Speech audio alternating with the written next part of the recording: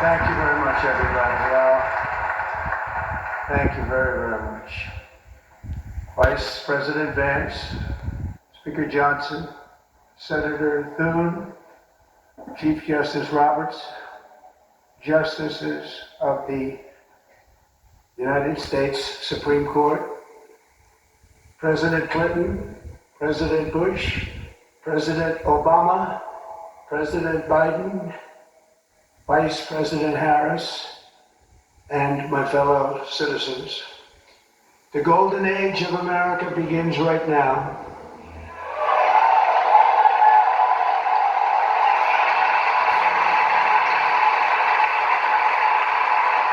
From this day forward, our country will flourish and be respected again all over the world. We will be the envy of every nation, and we will not allow ourselves to be taken advantage of any longer. During every single day of the Trump administration, I will very simply put America first.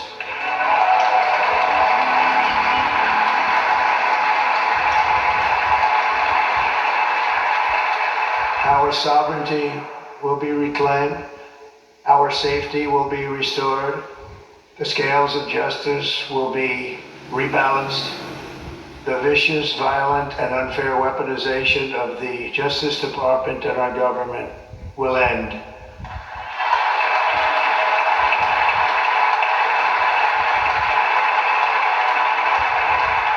And our top priority will be to create a nation that is proud, prosperous, and free.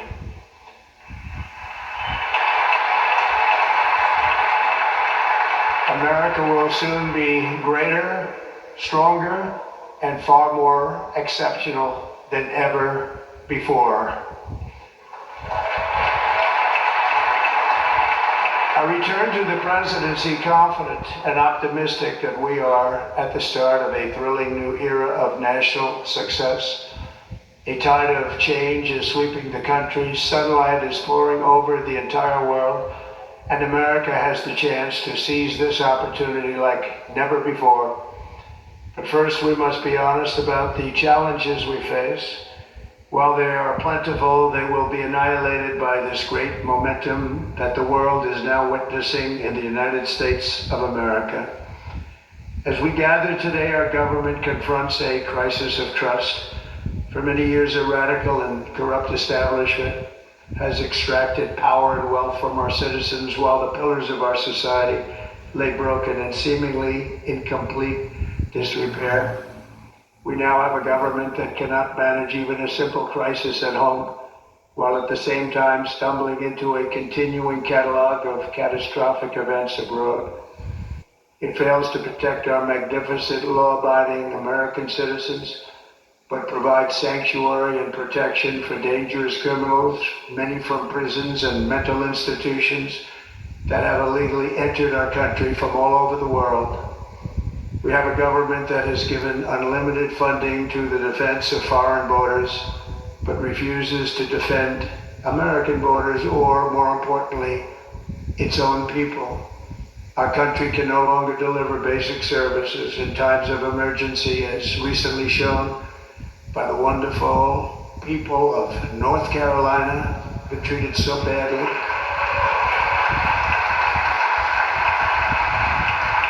And other states who are still suffering from a hurricane that took place many months ago. Or more recently, Los Angeles, where we are watching fires still tragically burn from weeks ago without even a token of defense.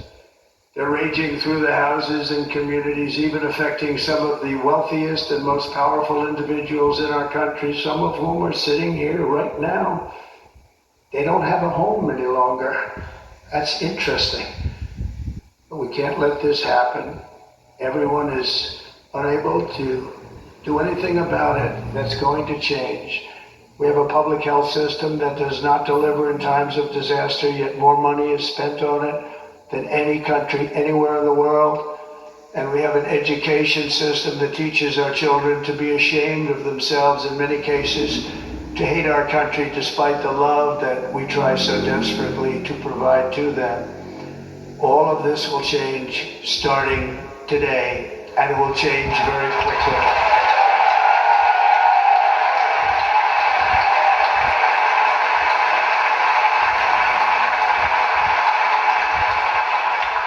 My recent election is a mandate to completely and totally reverse a horrible betrayal and all of these many betrayals that have taken place, and to give the people back their faith, their wealth, their democracy, and indeed their freedom.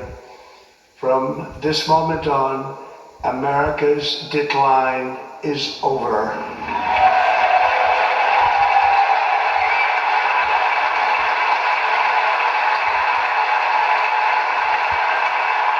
Our liberties and our nation's glorious destiny will no longer be denied, and we will immediately restore the integrity, competency, and loyalty of America's government.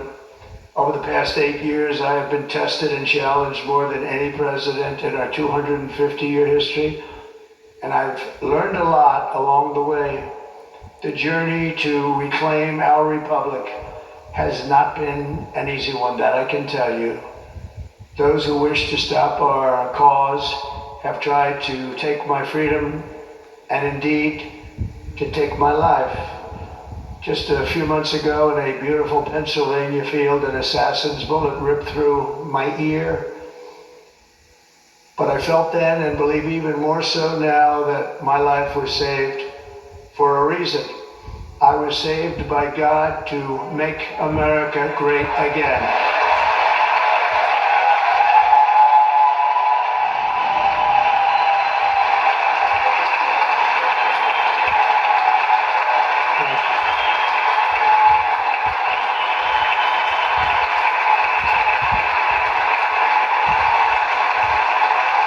Thank you very much.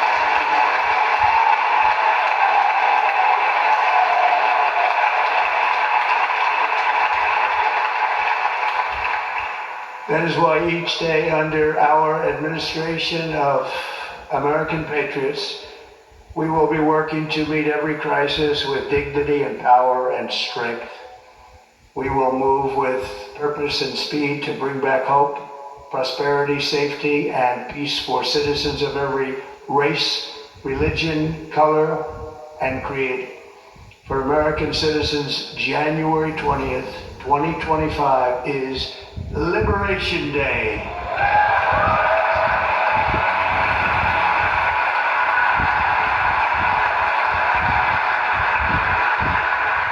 It is my hope that our recent presidential election will be remembered as the greatest and most consequential election in the history of our country. As our victory showed, the entire nation is rapidly unifying behind our agenda with dramatic increases in support from virtually every element of our society, young and old, men and women, African Americans, Hispanic Americans, Asian Americans, urban, suburban, rural, and very importantly, we had a powerful win in all 7 swing states, and the popular vote, we won by millions of people. To the Black and Hispanic communities, I want to thank you for the tremendous outpouring of love and trust that you have shown me with your vote. We set records, and I will not forget it. I've heard your voices in the campaign, and I look forward to working with you in the years to come. Today is Martin Luther King Day, and his honor, this will be a great honor, but in his honor we will strive together to make his dream a reality. We will make his dream come true.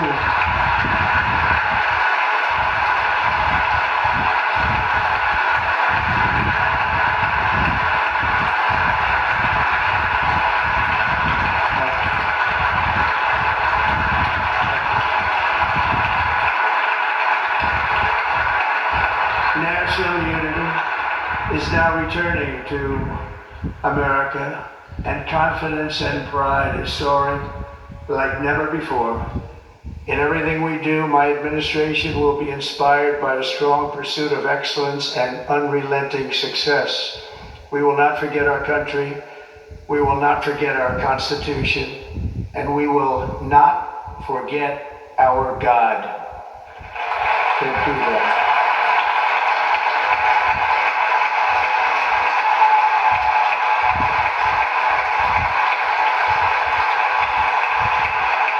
Today I will sign a series of historic executive orders.